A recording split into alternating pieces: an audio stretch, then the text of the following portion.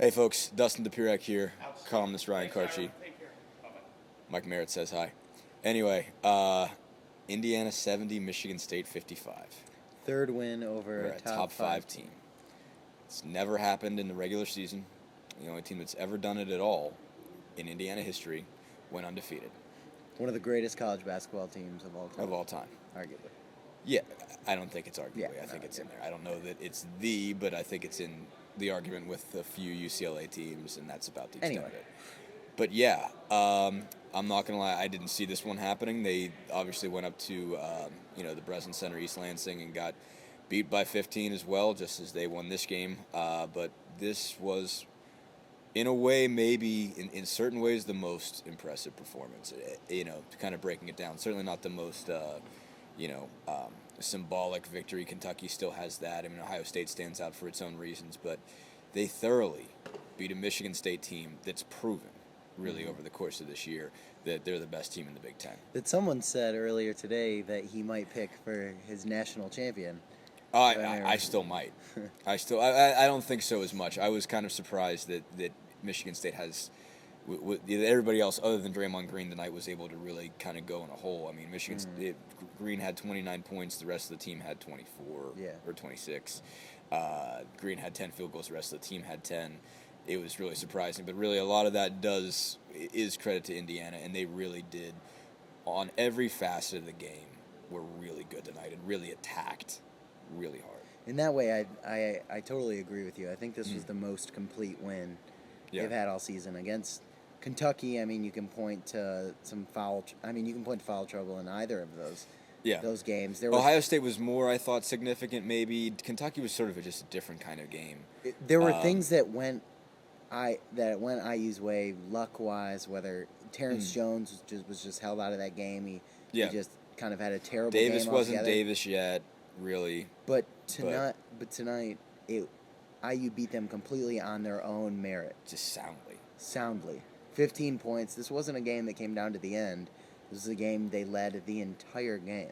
Yeah. I mean, they brought it within, 6 was the closest that this got. But, yeah. I mean, at that point, good teams pull away, and that's exactly what they did. And a lot of that has to do, I think, if anyone deserves credit tonight, it's Christian Wofford. And I know... Yeah, he really, in the last couple games, after an Iowa game that was, in a North Carolina Central game where you were just shaking your head, he's put together two really good ones defensively. Really good ones defensively.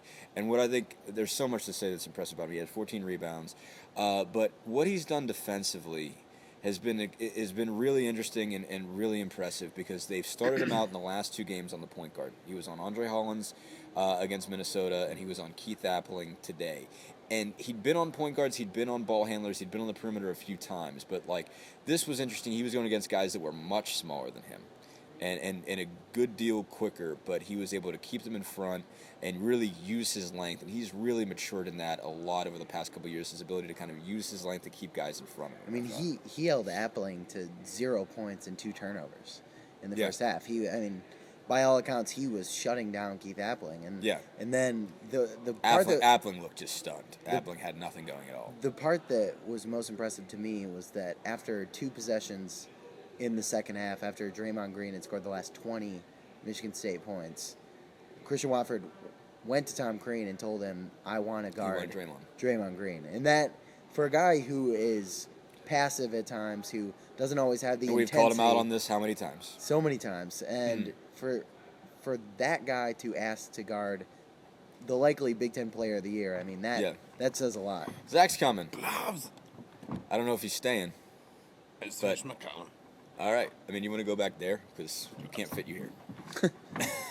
Anyway, I'm not sure how we're going to pull this off, but I guess we're going to try. We're going to try. Anyway, but yeah, I mean, just a really... he was just really impressive in that effort. What's I think gone a long way for this team is they seem to have finally figured out how they want to match up defensively, and it sort of came to the point that they had to do it non-traditionally, and it starts with putting Christian on the perimeter.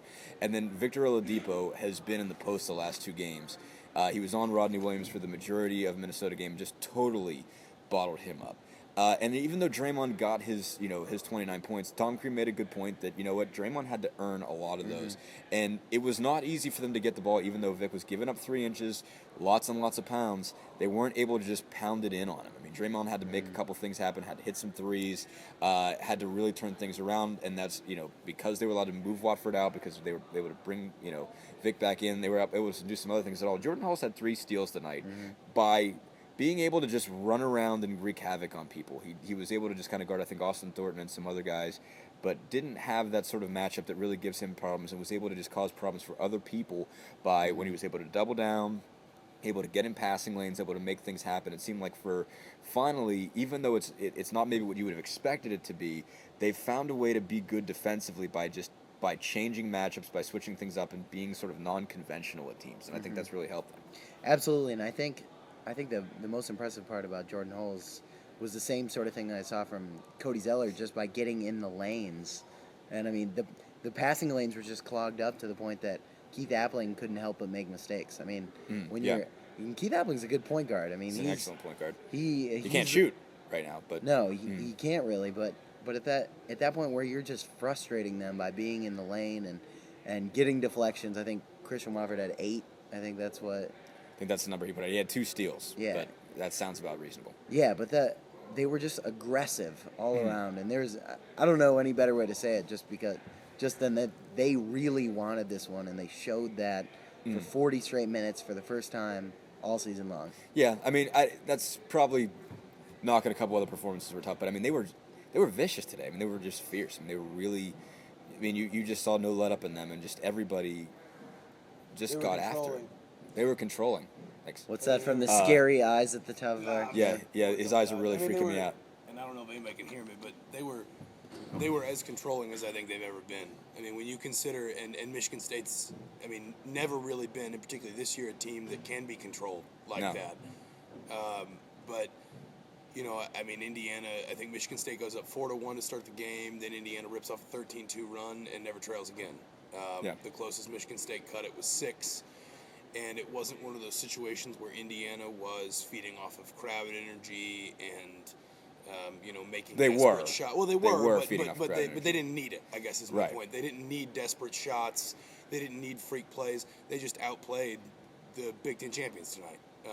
And, that doesn't mean they're Big Ten champions, but are good enough to be Big Ten champions, but it does mean they were tonight. They're good enough. They're not always that way. They're good enough to go toe-to-toe with a team like this now and win and have it not look weird. It looked very natural to them, the way that they just kind of controlled the game for pretty much almost all of it. Outside of Draymond Green, Michigan State really did nothing well tonight. So did they show enough to warrant, being able to have one of these performances on the road or at a neutral site? I mean, is this they did it against Minnesota. They were that? good on the road against Minnesota. Purdue too. There's no question, and they did against Purdue. There's no question that like Assembly Hall does something to these guys, because really, let's be serious. The crowd support for this group has been just beyond phenomenal, and we don't do that just to kiss up to all of you, but it was what this arena has been like for this game, for Ohio State, for Kentucky, and so many others. It's unbelievable. I mean, it's unbelievable just how loud it gets in there whenever somebody, when Zeller gets to steal it in the dunk, it just exploded. And there was so much of that. There was noise leading up to it, and they feed off of it a lot. And when they don't have that there's a difference. I mean, there's still a degree of immaturity to this team. You saw it go away against Minnesota. You saw it go away against Purdue. They've had moments where they've stepped up without this, but consistency with that, who knows? I mean, we're talking about neutral sites here. We're not talking about any more road games where they're going against. I mean, they're going to have supporters wherever they go from here on out. Yeah, they're going to be in Indianapolis, and they're going to have a pretty big contingent for Big Tens. And whether it's Nashville or whether it's Louisville, or even whether it's Portland or Albuquerque, there's going to be people there. They'll be one of the most well-supported fan bases anywhere else they play. And considering the story of this team, I would not be very surprised if you're going to have previously neutral fans jump on the bandwagon for this group. Well, and you'll probably get, honestly, the NCAA tournament being what it is, where you get a lot of different fan bases in at different times. Yeah. And Dustin, maybe this is what you meant, but yes, different fan bases are going to root for this team. Yeah, fans that are just hanging around for because their team played the first one, and the general public Yeah. Yeah, I mean, this is an easy team for a neutral to root for. Yeah. But yeah, I mean, and we can kind of keep going on all these numbers. I mean, this is the most, I thought, real quick to say this, kind of harmonious offensive performance they've had in a while, is in a sense that everybody was who they were supposed to be. Jordan Hall's just stuck a couple just cold-blooded daggers. And I don't know if you can have a cold-blooded dagger. I don't think that makes any sense. In fact, it doesn't. But one way or another, Holes hit some big shots. Cody Zeller, you could see how much he grew up from the time they played him against Michigan State, because he got worked in that game, and it was kind of the opposite tonight. Victor Oladipo could not have been more aggressive off the bounce, using ball screens, just attacking. Watford inside and out. Verdell was good. I thought it complete was effort. a credit to the whole team that I didn't even realize Zeller had 18 points. Yeah, I mean, that's he true. led the team with 18, but you Wouldn't have think known it. think a lot more about Oladipo's 13. Yes. You certainly think a lot more about Watford's 10 and the 14 rebounds. I mean, he was a monster on the boards, but I didn't even realize until I looked at the stat sheet that Cody Zeller had 18 points tonight. I mean, he's kind of a quiet scorer, but I think that speaks just to the general Even more team so effort tonight. Yeah. We're going to have to cut this off. We leave you with this thought. Dustin has 952 unread emails in his mailbox right now. We'll also leave you. Zach's been doing all this with a It's okay, disembodied I have head. I don't think he 3,000. realizes that. Don't worry about any of that. Anyway, thanks, guys.